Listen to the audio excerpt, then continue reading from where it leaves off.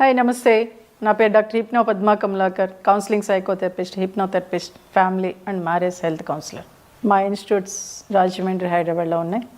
ఈరోజు మ్యారేజ్ అయ్యాక చాలామంది సెక్స్ పరంగా ఎలా ఉండాలి ఏంటి అనేది తెలియక అయోమయంలోకి వెళ్ళిపోయి డివోర్స్ వరకు వెళ్ళిపోతున్నారు. అప్పుడప్పుడు అంటే చాలామంది ఏంటంటే పెళ్ళి అయిపోయి పిల్లలు పుట్టేశారు, ఇంకా మాకు సెక్స్ కోరికలు ఏముంటాయనంట. ఏం కాదండి, హ్యాపీగా ఎక్కడికైనా వెళ్ళండి. ఇద్దరూ కలిసి ఒక అద్భుతమైన ప్రపంచాన్ని సృష్టించుకునేది మీ చేతుల్లోనే ఉంది. ఓకే, నేను చాలా వీడియోస్లో చెప్పాను, ఇప్పుడు కూడా మరలా చెప్తున్నాను. ఇద్దరు కలిసి స్నానం చేయండి, ఇద్దరు కలిసి చక్కగా బయటికి వెళ్ళండి, ఎక్కడికి వెళ్తారో మీ ఇష్టం అది.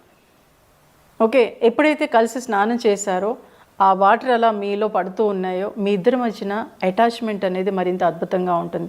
అలాగే చాలామంది జెంట్స్ ఏం చేస్తారంటే, అరే నా భార్య నాకు సహకరించట్లేదు, ఇష్టమైన భంగిమలో ఉండటం లేదు అని చాలామంది జెంట్స్ కంప్లైంట్ చేస్తూ ఉంటారు. బట్ మీరు అసలు చెప్తేగా మీ భార్యకి, బయట దానితో చెప్పినప్పుడు మీ భార్యతో మీరు ఎందుకు చెప్పరు? కాబట్టి మీ భార్యతో మీరు తన స్నేహపూర్వకంగా చాలా ఫ్రీగా మాట్లాడడానికి ప్రయత్నం చేయండి. ఎప్పుడైతే అలా ప్రయత్నం చేశారో తను కూడా ఇష్టపడచ్చు. అంటే కొన్ని భంగిమలు భార్య ఇష్టపడకపోవచ్చు, అప్పుడు మీరు స్మూత్గా సున్నితంగా చెప్తే తను కూడా యాక్సెప్ట్ చేస్తుంది. అలాగే ఏంటంటే ఎప్పుడు కూడా ఎలా ఉంటుందంటే, పూర్వం పెళ్ళయిన తర్వాత హనీమూన్కి అని చెప్పేసి ఇప్పుడు కూడా ఎక్కడెక్కడో ఊటీ, కొడైకెనాల్ ఏదో మంచి మంచి ప్లేసులకి లేకపోతే యూఎస్ ఎలా పంపించేస్తుంటారు. అది కాదు, చక్కగా గుళ్ళకు వెళ్ళండి, పురాతనమైన గుళ్ళకు వెళ్ళండి. ఒక వైఫ్ అండ్ హస్బెండ్ ఎలా ఉండాలో భంగిమలతో సహా గుళ్ళ చుట్టూ అవి చెక్కు ఉంటాయి. ఎప్పుడైతే ఆ గుడులకు వెళ్ళారో ఒక భార్యాభర్త అవి చూస్తూ ఉంటారో వాళ్ళ ఆ కోరికలు అనేవి పెరుగుతూ ఉంటాయి. ఎప్పుడైతే కోరికలు పెరిగాయో అప్పుడు వీళ్ళిద్దరు అటాచ్మెంట్ మరింత అద్భుతంగా ఉంటుంది. ఎందుకంటే ఈ ప్రపంచంలో అన్నిటికన్నా చక్కటి టానిక్ ఏంటంటే వైఫ్ అండ్ హస్బెండ్ రిలేషన్లో సెక్సే. దాన్ని మనం మర్చిపోతున్నాం. ఇప్పుడు ఈ మధ్య నేను పెళ్ళైన వాళ్ళు కూడా 3 monthsకో 4 monthsకో లేదా 6 monthsకో కలుస్తున్నారు. అది కాదు, పెళ్ళైన కొత్తలో చక్కగా రోజు కలుస్తూ ఉంటేనే మీ ఇద్దరి మధ్యన అటాచ్మెంట్ మరింత బాగా పెరుగుతుంది. అలాగే తర్వాత క్రమంలో అరే ఇప్పుడు ఒకరోజు కలిసినా హ్యాపీగా ఉండాలంటే మీరు మాట్లాడుకునే విధానం, మీ కమ్యూనికేషన్ ఎంత లవ్లీగా ఉంటే మీ లైఫ్ కూడా అంత లవ్లీహుడ్గా ఉంటుంది. సో కాబట్టి మీరు చేసే ప్రతి పనిలోనూ తన భార్యని మీద ఎప్పుడు లేదా భర్త మీద ఎప్పుడూ కంప్లైంట్స్ కాదండి. ఒక వైఫ్ అండ్ హస్బెండ్ ఎలా ఉండాలి ఏంటి అనేది వాళ్ళు తెలుసుకోవాలంటే ఫస్ట్ తల్లిదండ్రులు పెళ్ళి అయిన తర్వాత వాళ్ళిద్దరినీ ఒక 1 year వదిలేసేయండి. మీరు మధ్యలో దూరి నువ్వు అలా ఉండు ఇలా ఉండు అని అమ్మాయికి అటు అబ్బాయికి చెప్పేయడంతో వాళ్ళు ఎలా ఉండాలో అర్థం కాక అయోమయంలోకి వెళ్ళిపోయి గొడవలు పెట్టుకుంటున్నారు. కాబట్టి ఒక 1 or 2 years వరకు తల్లిదండ్రులు వాళ్ళిద్దరిని ఫ్రీగా వదిలేస్తే వాళ్ళు నేర్చుకుంటారు. ఏ గొడవ వచ్చినా ఏమొచ్చినా వాళ్ళకి వాళ్ళు తీర్చుకుంటారు. వాళ్ళు ఏం చిన్నపిల్లలు కాదు, వాళ్ళు జాబ్ చేస్తున్నారు, సంపాదిస్తున్నారు, వాళ్ళకి ఒక స్టేజ్ వచ్చేసింది. బట్ ఇక్కడ తల్లిదండ్రులుగా మీరు ఇన్వాల్వ్ అవ్వద్దు. అలాగే ఒక వైఫ్ అండ్ హస్బెండ్గా మీరు పెళ్లి చేసుకున్నారు కదా, మీరు సినిమాలు చూస్తూ ఉంటారు కదా, ఒక వైఫ్ ఎలా ఉండాలి, ఓకే అమ్మా నాన్నలు చెప్పలేదు అంటే సినిమాలు చూస్తున్న క్రమంలో ఎలా ఉంటే బాగుంటుంది, ఎలా ఉంటే భర్త అర్థం చేసుకుంటాడు, భార్య అర్థం చేసుకుంటుంది అనేది మీకు మీరుగా తెలుసుకోండి. ఎప్పుడైతే మీకు మీరుగా తెలుసుకున్నారో ఒక భార్యతో మీరు చక్కగా మాట్లాడగలుగుతారు. కొన్ని భయాలు ఉంటాయండి. ఎందుకంటే మన సంస్కృతి, భారతదేశ సంస్కృతి ఆడపిల్ల ఇలా ఉండాలి అలా ఉండాలని చెప్పడంతో భర్త దగ్గరికి వచ్చేటప్పటికి కాస్త భయపడుతుంది. అరే భర్తతో ఏమన్నా అంటే ఏమనుకుంటాడో, లేకపోతే ముందే ఎక్స్పీరియన్స్ ఉందా అని అడిగేస్తాడేమనే భయంతో ఎక్కువగా మీతో ఫ్రీగా ఉండలేదు. కానీ ఒకటి చెప్పనా, ఒక భర్తగా మీకు తెలిసిన దానికన్నా భార్యకి చాలా తెలుసండి. ఇంతకుముందు చాలామంది అనేవారు, స్వాతి వీక్లీ రాగానే ముందే ఆడవాళ్ళే చదివేస్తారు సమరం గారిది అని అనేవారు. కాబట్టి తను కొద్దిగా తెలుసుకున్నా ఎక్కువగా దాని గురించి థింక్ చేయగలుగుతుంది, 10 మందిని అడగగలుగుతుంది. సో కాబట్టి ఆ ఆలోచన తనలో ఉంటుంది. కాబట్టి ఏదున్నా మీరు లవ్లీగా మాట్లాడుతున్నారా లేదు. ఎందుకంటే 10 మందిని వదిలేసి మీ ఇంటికి వస్తుంది ఒక అమ్మాయి, మీరు ఎవరిని వదలరు, మీ తల్లిదండ్రులతో ఉంటారు, మీ అక్క చెల్లెలతో ఉంటారు అన్నది. సో కాబట్టి మీరు తనతో ఫ్రీగా మాట్లాడడానికి ట్రై చేయండి. ఇక్కడ ఎలా ఉంటుందంటే మా అమ్మలా ఉండు, మా అక్కలా ఉండు అని పోల్చకండి. అలాగే నువ్వు అలా బయట వాళ్ళు చూడు ఎంత అందంగా ఉన్నారో, బయట వాళ్ళు చూడు ఎలా శారీ కట్టుకుంటున్నారో, వాళ్ళు ఎంత అద్భుతంగా ఉన్నారనేది కూడా దయచేసి అనద్దు. మీరు ఇష్టపడే కదా అమ్మాయిని చేసుకున్నారు. సో కాబట్టి తనని తనలాగే ఉండనివ్వండి. అమ్మలా కూరలు చేయలేదు, నాన్న అక్కలా చేయలేదని కూడా అనద్దు. ఎందుకంటే తనకు వచ్చింది, తను 25 years వాళ్ళ ఇంట్లో నేర్చుకొని వచ్చిన అమ్మాయి ఒకేసారి ఎలా మారిపోతుంది?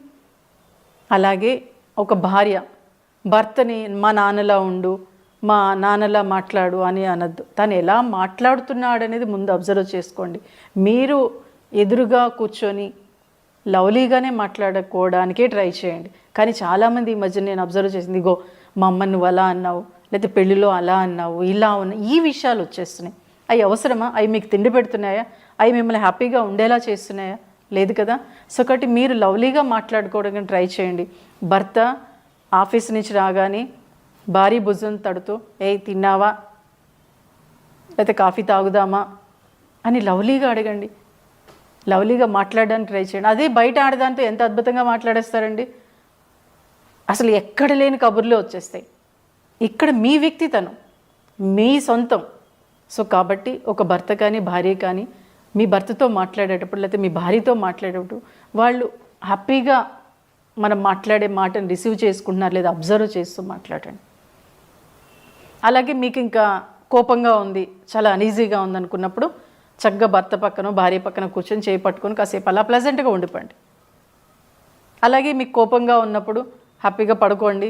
మార్నింగ్ లేచినప్పుడు ఇద్దరు కలిసి రావే కాసేపు బయటికి వెళ్దాం, పని ఉందని అని భార్య అందనుకోండి, సర్లే నేను నీకు హెల్ప్ చేస్తాలే అని చెప్పండి. అలాగే ఇద్దరు కలిసి సో కాబట్టి మీరు చేసే ప్రతి పనిలోనూ తన భార్యని మీద ఎప్పుడు లేదా భర్త మీద ఎప్పుడూ కంప్లైంట్స్ కాదండి. కంప్లైంట్స్ 2 ఉంటే మంచి 8 ఉంటాయి. ఆ 8ని మీరు మర్చిపోతున్నారు. సో వాటిని బయటకు తీయండి. మీరు ఇష్టపడే కదా పెళ్లి చేసుకున్నట్టే తనలో ఎన్నో మంచి విషయాలు ఉండబట్టే కదా మీరు మీ భర్తని కానీ మీ భార్యని కానీ మీరు చేసుకున్నారు. అంటే ఆ మంచిని మీరు ఎప్పుడైతే అప్పుడప్పుడు నువ్వు ఆ రోజు భలే ఉన్నావే, ఆ రోజు చాలా బాగున్నావు, ఆ శారీలో చాలా బాగున్నావు, లేకపోతే అక్కడికి వెళ్ళినప్పుడు ఎంతో బాగున్నావు, అలా భర్తని పొగడండి, భార్యని పొగడండి. ఎప్పుడైతే చిన్న చిన్న ఆ మాట, ఆ చిన్న చిన్న టచ్లు మిమ్మల్ని మరింత హ్యాపీగా ఉండేలా చేస్తాయి. అలాగే ఏంటంటే పడక గదిలోకి వెళ్ళినప్పుడు బయట సమస్యలన్నీ వదిలేసేయండి. ఎప్పుడైతే చాలామంది మగాడు కానీ ఆడది కానీ ఇంట్లోకి లోపలికి చక్కగా పడుకుందామని వెళ్ళేటప్పటికి ఆ రోజు ఇలా ఉన్నావు, ఈరోజు ఇలా చేసావు, లేకపోతే దీనికి ఇది కావాలి అని బెడ్రూమ్లో మొదలు పెడతారు. ఆ ఎట్టి పసులు చేయదు. చక్కగా లవ్లీగా మాట్లాడుకోండి, సరదాగా మాట్లాడలేదు. సినిమాలో మంచి సీన్ ఏమైనా మీకు నచ్చిందంటే అప్పుడు కాసేపు మాట్లాడుకోండి. అలా మాట్లాడుకుంటూనే మీరు మీ పనిలోకి వెళ్ళినప్పుడు హ్యాపీగా లైఫ్ని ఎంజాయ్ చేయగలుగుతారు. బట్ ఎప్పుడూ కూడా ఎలా ఉంటుందంటే సమస్యలని ఎప్పుడు వస్తూ ఉంటే భార్యాభర్తల మధ్యన కూడా సమస్యలు వస్తాయి. బట్ సమస్యలు వచ్చినప్పుడు ఎప్పుడు కూడా భార్య అంటే చాలామంది భార్యలు ఏం చేస్తూ ఉంటారంటే కొంతమంది ఏంటంటే భర్తకి దూరంగా ఉంటారు, లేదా పుట్టింటికి వెళ్ళిపోతూ ఉంటారు. కొన్ని సంవత్సరాలు కూడా దూరంగా ఉంటారు, కొన్ని నెలలు పుట్టింటికి వెళ్ళిపోతారు. అది ఎట్టి పసులు చేయదు. గొడవ పెట్టుకున్న కాసేపటికే మాట్లాడేయండి. ఆ గొడవ పెట్టుకున్న నైటే ఫిజికల్ రిలేషన్ ఉండేలా చూసుకోండి. ఎప్పుడైతే అవన్నీ చేశారో ఈ సమస్యలన్నీ పటాపంచలు వెళ్ళిపోతాయి. బట్ మహిళ మీరు ఆలోచించండి, ఒక సమస్య వచ్చినప్పుడు ధైర్యంగా ఎదుర్కొని ధైర్యంగా సాల్వ్ చేసే కెపాసిటీ మహిళకు ఉంటుంది. సో కాబట్టి మీ ఫ్యామిలీలో మీ వైఫ్ అండ్ హస్బెండ్ మధ్యన సమస్యలు ఏమైనా వస్తే మీకు మీరుగా సాల్వ్ చేసుకోండి. థర్డ్ పర్సన్ ఎంటర్ అవ్వకండి. మీరిద్దరే కూర్చొని సాల్వ్ చేసుకోండి ఏ సమస్య వచ్చినా కానీ. అలా ఎప్పుడైతే సాల్వ్ చేసుకున్నారో మీరు మరింత అద్భుతంగా ఉండగలుగుతారు. ఇంకొకటి కూడా ఉండాలి, మన ఇంటికి ఎన్ని కీస్ ఉంటాయండి? 2 కీస్ కంపల్సరీ ఉంటాయి కదా. ఒకటి భార్య దగ్గర, ఒకటి భర్త దగ్గర ఉంటాయి. అంటే చాలా ఫ్రీగా ఏదైనా మనం తీసుకొని లోపలికి వచ్చేయచ్చని భార్య భర్త అనుకుంటారు కదా. అలాగే మీ ఫోన్లో మీరు లాక్ పెట్టుకోకండి. ఎందుకు లాక్ పెట్టుకోవాలి? భార్య అయినా సరే భర్త ఫోన్ తీసేలా ఉండాలి, భార్య ఫోన్ భర్త తీసేలా ఉండాలి, భర్త ఫోన్ భార్య తీసేలా ఉండాలి. లాక్ అవసరమా? మీ ఇద్దరి మధ్యన అది ఉంటే మటుకు కొంతకాలం లాక్ లేకపోయినా సరే మీ ఫోన్ ఎవరు ముట్టుకోరు, మీ భర్త కానీ మీ భార్య కానీ. మీ ఇద్దరి మధ్యన రహస్యాలు ఏముంటాయి చెప్పండి? ఓకే, ఎప్పుడోదో ఉందని ఇప్పుడు కూడా ఉండాల్సిన అవసరం లేదు కదా. ఏదైనా ఉన్నా చక్కగా మాట్లాడుకోండి. ఎప్పుడైతే అలా మాట్లాడుకున్నారో, ఎప్పుడైతే లాక్ లేదో మీరు హ్యాపీగా మీ ఫ్యామిలీని లీడ్ చేయగలుగుతారు. శ్రీకృష్ణుడు అంతటి వాడే భార్య ఒకసారి వచ్చి అదే ఫంక్షన్కి వెళ్ళాలి అంటే, నాదా ఇన్ని చీరలో ఏ చీర కట్టుకోను అని అంటుంది. అప్పుడు ఏం చేస్తాడంటే ఒక చీర తీసి ఇస్తాడు. పాపం ఎంతో హ్యాపీగా వెళ్ళిపోతుంది రుక్మిణి. వెళ్ళిపోయిన తర్వాత నారదుడు అడుగుతాడు, ఏంటి స్వామి ఆ చీర తీసిచ్చారంటే అది వాళ్ళ నాన్న పెట్టిన చీర అని శ్రీకృష్ణుడు అంతటి వాడే చెప్పాడు. అంటే వాళ్ళ నాన్న పెట్టిన చీర ఇస్తే ఎంత హ్యాపీగా తను ఫీల్ అవుతుంది. అలాగే మీరు కూడా అప్పుడప్పుడే మీ నాన్న చాలా చక్కగా మాట్లాడతాడే, మీ అమ్మ చాలా ఇదిగా ఉంటుంది, మీ తమ్ముడు ఇలా చిన్న చిన్నవి ఒక చిన్న మాట మీరు ఎప్పుడైతే మాట్లాడారో మిమ్మల్ని నెత్తి మీద పెట్టుకొని చూసుకుంటుంది భార్య. సో కాబట్టి ఫిజికల్ రిలేషన్కి ఎప్పుడు దూరంగా ఉండదు భార్యాభర్తలు. అలాగే మీ కమ్యూనికేషన్ సరిగ్గా ఉండేలా చూసుకోండి. మీ టచ్ కూడా అప్పుడప్పుడు చిన్న చిన్న లవ్లీ మాటలు మాట్లాడుకోండి ఎందుకంటే మీరు భార్యాభర్తలు, బయట వాళ్ళు కాదు. మీరు మాట్లాడుకు ఇంకెవరు మాట్లాడతారు?